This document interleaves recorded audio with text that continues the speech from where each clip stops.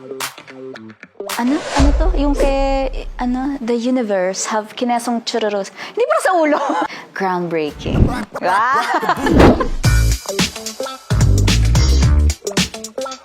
Ang katatapos ko lang kasing panoorin yung Telemurder Duas Part. Siya, crime documentary sa Netflix. Hilig kasi ako sa mga ganun, sa mga crime documentaries.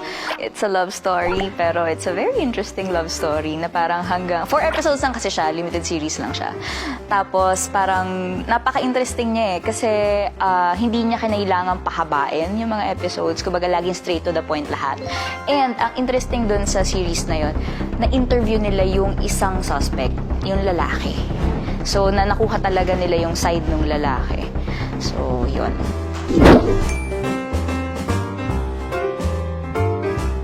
How to Get Away with Murder. Ayun, idol ko rin si Viola Davis, tsaka pinapanood ko rin talaga yun. Gusto ko yung first 3 seasons. Gusto kong maka-eksena lagi si Viola Davis, ganon. So, parang maging Bonnie ako, ganon. Yun.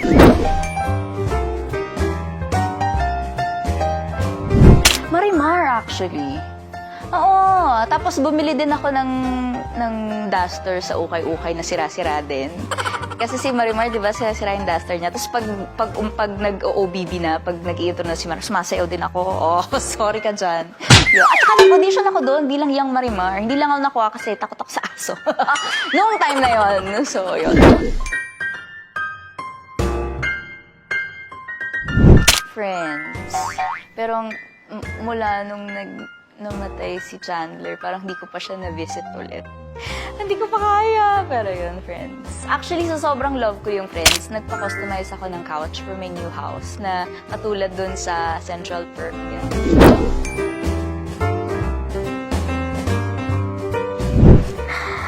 Serendipity.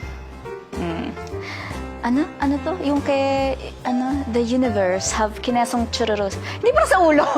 Pero pag napanood ko kasi, maalala ko yung mga dialogue. Yun, serendipity. Yung entrance ni Miranda Priestly. Very first scene ni Miranda Priestly. So, groundbreaking. Ah!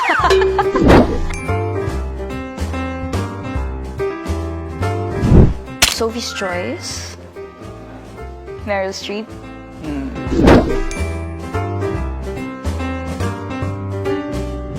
Meryl Streep sa babae, sa lalaki, Denzel Washington, and Al Pacino. Like, you don't really see them as Meryl, as Denzel, diba, the actors. You really see them as their characters.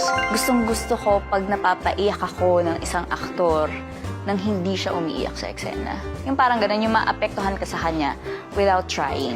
Yung ganun, just yung flow ng character niya, yung flow ng story, tapos parang matutulala na lang siya. Pero hindi siya umiiyak. Pero ikaw may iyak ka kasi sumunod ka sa journey niya as a character. Nadala ka niya as a character all throughout. Kaya kahit hindi siya umiiyak sa eksena, nadala ka. Kasi dalang-dala niya rin yung character. Yung ganun. Pretty Woman, surprisingly. Ang galing kasi ni Julia Roberts dun. Tapos parang, siya dun stripper, hooker. Pero hindi siya bastos Very sophisticated, sobrang colorful niya dun sa movie na yun. And for some reason, actually hindi ko nga alam kung bakit yun yung go-to feel-good movie ko. Pero, mahilig ako sa mga pelikula na ang powerful ng babae. Like yung Erin Brockovich, siya rin yun. Si Devil Wears Prada. 3 Billboards! Si Frances McDormand. Oo, yun. Ako, gusto ko yung mga ganun.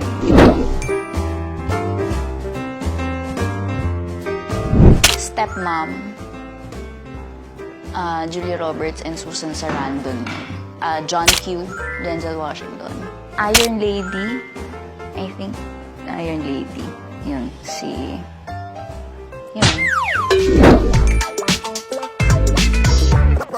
Rock the